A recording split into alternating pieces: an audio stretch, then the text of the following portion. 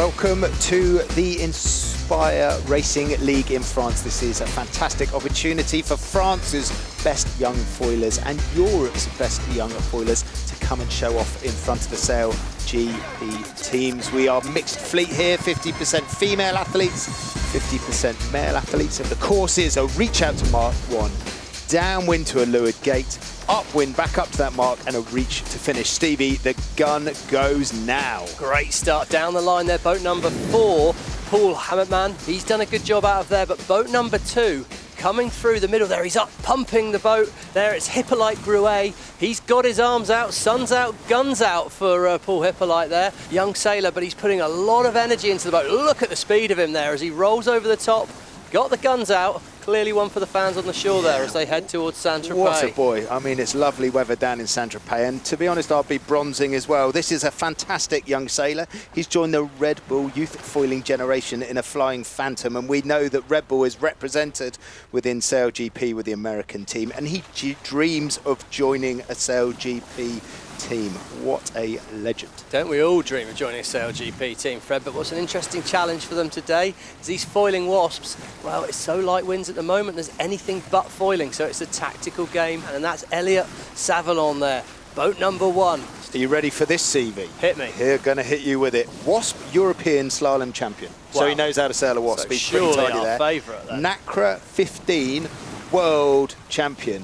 Hey? He's got a pedigree. Well, I'd like to see him pop his battens a bit sooner if he is. He lists his activities and favourite hobbies as Netflix, understandable. Who doesn't? Sleep.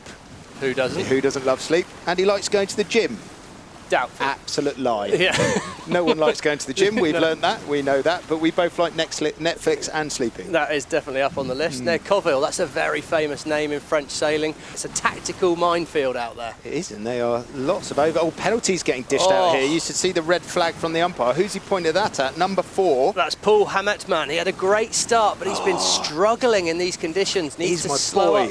He's my boy because he's a laser sailor like I was, and he lists his hobbies as going to the gym to get massive and gaining mass and drinking beer. Freddie Carr, there's a man I feel you could give a few tips to on there. There's a couple of areas where you two might be able to really find a common ground. Stevie, let's talk about the boat. This is the Wasp. This is the step down on the Moth, and many people consider the Moth to be the real proving ground for foiling and Grand Prix sailing. So what does the Wasp represent to these young sailors? Well, it is a pathway into that high performance sailing there. We've got Emily Johnson, young girl out there on the boat from France, and clearly enjoying sailing light conditions, I would imagine. The Mediterranean, this is classic Mediterranean conditions. Maximum speed out of the boat. He seems to be playing. Got nice kinetics, hasn't he? He looks like he's dialed into the breeze. He's moving his body weight a lot. Oh, tight manoeuvre at the top there. Elliot Savallon gets round in front there, but it's boat number 5, Theo Miches.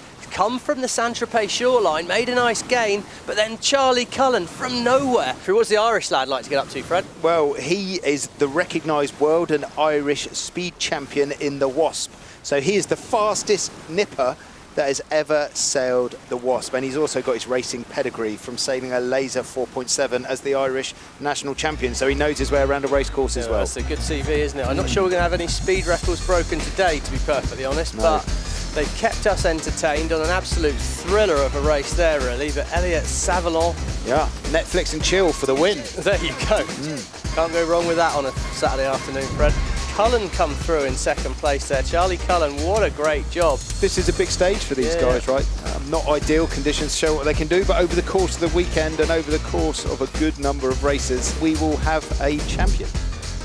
Welcome to day 2 of the Inspire Wasp racing program in Saint-Tropez. We had a great day racing yesterday. It was light, but it's great to see a little bit more wind here as we get to the final stages, ready to crown our French Inspire champion. Absolutely, and it looks like you say, a little bit more breeze, but the start's going to be really crucial here. And boat number 1 there, Elliot Savallon at the top of the line. He's our overnight leader in boat number 1, and he's just got rolled by number 4, Paul Hammerman. And look at that Coville, number 5 there, off the line, up on the foil. Very famous French sailing name. And Hippolyte, there he goes, working hard. Our guns are out again, Freddie. Clearly got some good response to those suns out, guns out yesterday. And Charlie Cullen our Irish representation there. Placed well overnight, just inside the top 3. He'll be looking to move up. But yes, there's no foiling, so they're choosing to sail the shortest possible distance. Interesting to see the amount of rocking around going on there. Marginal? Bit lively, I'd have said. We're getting a bit of a masterclass going on down this first downwind leg as they're coming down there. Who's going to get the inside? It looks to me like Hippolyte. Well, he's sliding along, isn't he? More light than Hippo. Yeah, no, exactly. And we spoke about him yesterday. He's the kind of laser sailor, so you expect out of the laser class, not such a high performance dinghy, but what you do get out of sailing a laser class is really good tactical awareness, and that could be why we've seen him sneak through into the lead at the leeward gate. There they go now, but great positioning from Hippolyte. Little look back at Cullen. Cullen's done nice job down there. Charlie Cullen got into it, and Hammock Man round, but it's Savalon. They're heading towards Saint-Tropez. Maybe a bit of local knowledge. The first boat to turn left, head inshore, is Elliot Savalon.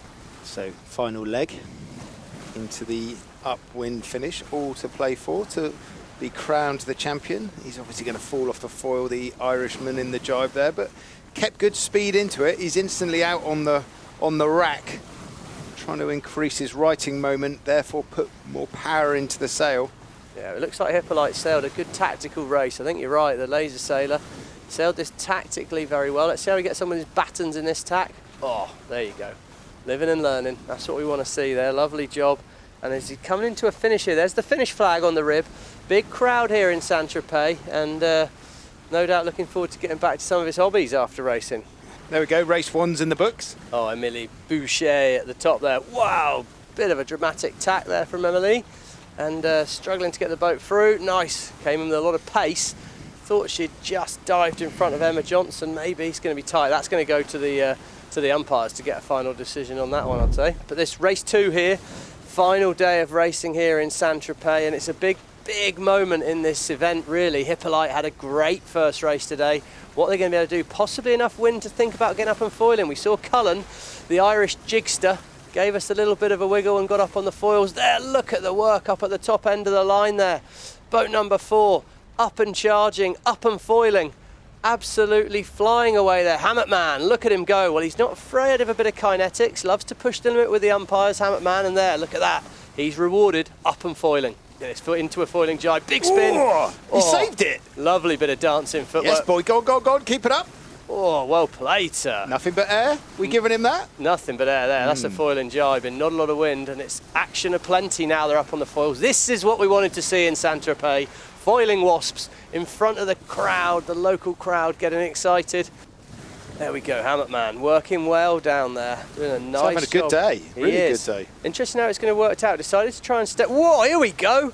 Look at him coming in there. All aboard. All the hair, I don't care. Flying through to leeward there is Elliot Savalon. In all he aboard comes. the Savalon train. Oi, oi. Toot, toot. Here he goes. Look at that foiling in. I was just about to say, is it a gain to be foiling or not? The extra distance he's had to sail. But Elliot Savalon, wow. He made his intentions clear there. From 0 to hero, what a move. And Hammock Man heading offshore, didn't go badly for him last time, and it's tight at the bottom now. Oh, that is a close rounding, isn't it? Coming round there. Elliot Coville sneaking round just ahead of Charlie Cullen. Cullen's fabled for his foiling tenacity.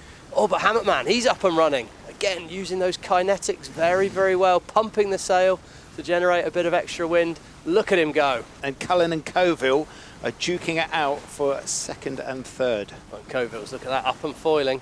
And he's coming into the finish here first, Fred. That does a good job for the Saint-Tropez. That is the regatta win. We like to see a good celebration. Let's see if he's got anything for us. No, just tacks very nonchalant. Well, I think he wanted to turn tack and give the fans what they wanted, which is a large slice of Savalon celebrating just across the finish line.